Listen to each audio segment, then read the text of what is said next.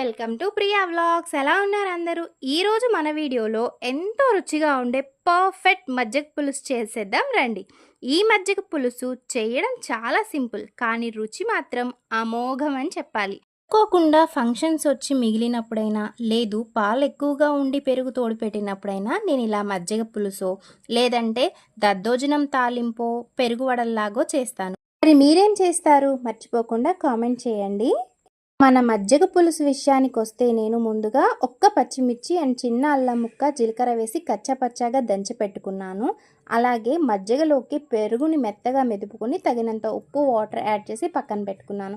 ఇప్పుడు మెయిన్ తాలింపు గింజలు, ఎండుమిర్చి, కరివేపాకు అండ్ ఒక పచ్చిమిర్చి వేసి గ్యాస్ స్టవ్ ఆఫ్ చేసిన తర్వాత ముందుగా దంచి పెట్టుకున్న మిశ్రమాన్ని అలాగే కొన్ని ఉల్లిపాయలని మిక్స్ చేసుకొని మజ్జిగలో కలుపుకోవాలి.